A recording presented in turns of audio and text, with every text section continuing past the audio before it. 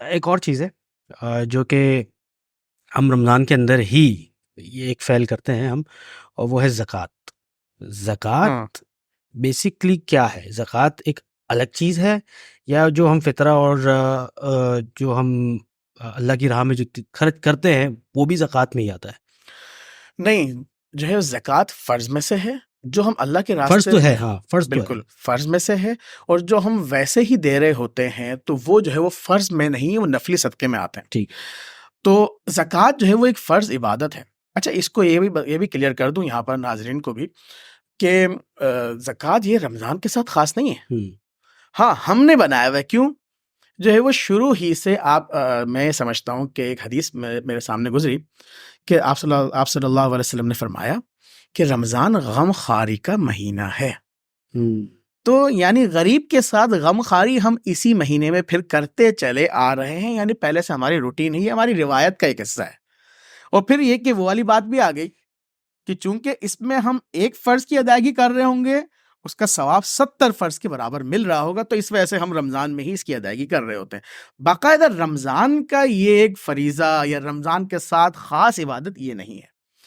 ज़कात जो है वो ये इस पर जो है मैं कहूँगा कि आपको मैं इसको पूरे ज़कात को 4 बातों में मैं आपको जो है वो मुनहसिर करूँगा। हुँ, 4 कॉन्सेप्ट मैं आपको दूँगा इस ज़कात के, कि ज़कात जो है वो किस पर वाजिब है, हुँ, ठीक है? कितनी वाजिब है और किसको देनी है किसको देनी है? और किस माल पर वाजिब है। ओके। ये 4 टॉपिक अगर हमारे क्लियर हो जाए ना, हुँ, मैं समझता हूँ कि हमारे पूरी कौम को ये 4 जो टॉपिक समझने के बाद ज़कात के बारे में कोई सवाल होना ही नहीं चाहिए। हुँ, नंबर 1 मैंने कहा कि ज़कात जो है वो किसके ऊपर वाजिब है। अगर किसी के पास 52.5 तोला चांदी के बराबर पैसे अगर हैं, कुछ भी चीज़ें, कौन से माल है वो मैं आगे डिस्कस करूँगा नंबर 4 पे। 52.5 तोला चांदी के बराबर माल है, उसके ऊपर ज़कात है। अब 52.5 तोला चांदी के बराबर का मतलब क्या है?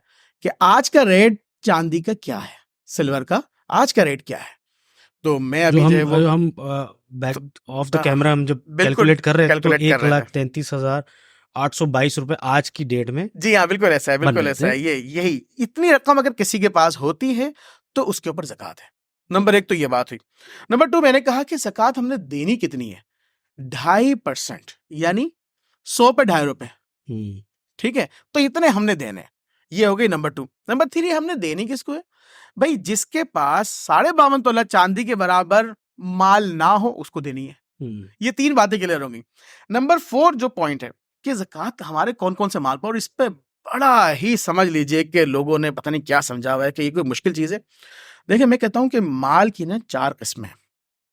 Number 1 gold, number 2 silver, number 3 currency, number 4 माल तिजारत। यानी ये जो 3 है ना, गोल्ड, सिल्वर, करेंसी, इस पर जो है वो आपका ज़कात होगी, आपने किसी भी पर्पज़ के लिए इसको परचेज़ किया हो।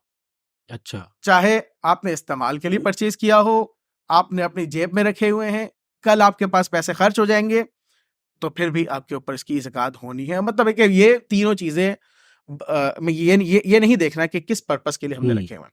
ये जो नंबर 4 का मतलब क्या है, माल तिजारत, वो आइटम और वो चीज़ें जो आपने बेचने के लिए खरीदी हैं, जिसमें आपने ये नियत की हुई है कि मैं इसको सेल कर रहा हूँ, करूँगा। मिसाल के तौर पे अब आप यहाँ बैठे हैं पॉडकास्ट में, आपका ये माइक है, आपने ये यूज़ करने के लिए लिया है, हुँ, बेचने के लिए नहीं लिया। सही। तो लिहाज़ा ये जो है वो समझ लीजिए कि माल तिजारत नहीं है। हुँ, अच्छा, एक दुकानदार है, दुकान में उसने फर्नीचर बाकायदा लगाया हुआ है, बेच रहा है, वो फर्नीचर नहीं, फर्नीचर की दुकान नहीं है उसकी, कोई और आइटम बेच रहा है। लेकिन जो उसका दुकान का फर्नीचर है, वो लाखों ही का क्यों ना हो, उस पर ज़कात नहीं है। उसी आइटम पर है जो वो सेल कर रहा है। सही। इसी तरह मैंने अगर जो है वो कोई ज़मीन ली हुई है और मैं उसको जो है वो अपने इस तरह मैं अपने पास सेव करने के लिए पैसे जो है वो कैश को जो है वो मैं नहीं रखना चाह रहा। मैंने कहा कि मैं इसको जो है वो इससे ज़मीन परचेज़ कर लेता हूँ और फिर वो मैंने रखी हुई है अपने पास। तो उस पर ज़कात नहीं है, क्यों? मैंने उसको बेचने का इरादा ही नहीं है। मैंने उसको रखा हुआ है लॉन्ग टर्म के लिए। भाई बाद में जो है वो ज़रूरत पड़ेगी तो बेच दूँगा। मतलब ट्रेडिंग के लिए अगर कोई चीज़ लेते हैं, बेसिकली उसके ऊपर ज़कात है। जी, ऐसे ही समझ लीजिए बिल्कुल। जब तक जो है वो हमारी जो है हम ट्रेड ना कर रहे हों, हम बार-बार जो है बेच रहे हैं। बहुत से लोग ऐसे होते हैं जो ज़मीनें इसलिए खरीद रहे होते हैं कि वो जो है वो बेच देंगे जैसे ही बढ़ेगी। जैसे ही मार्केट तेज़ होगी बेच देगी, हुँ, तो बेच देंगे। तो ये क्या है? ये ठीक जो है वो इस पर ज़कात आएगी। तो ये बस 4 माल है, इनको जो है वो कॉन्सेप्ट क्लियर कर लीजिए, तो इंशाल्लाह आपको कोई प्रॉब्लम ही नहीं होगा। तो ये जो जैसे कि एक बंदा है, उसके अकाउंट में अगर 4-5 लाख रुपए रखे हुए हैं और किसी मकसद से रखे हुए हैं कि यार ये मैंने फलां चीज़ के लिए रखे, बेटी की शादी के लिए रखे, लेट्स सपोज, तो क्या उसको उस पे भी ज़कात देनी पड़ेगी? जी हाँ, मैंने कहा ना, अगर आपकी जो है वो डेट आ गई है ज़कात की, तो आपने मैंने 3 चीज़ें कही ना, तीसरी चीज़ में, तो फिर उसमें से किसी भी पर्पस के लिए रखा हुआ, आप पर ज़कात वाजिब होगी।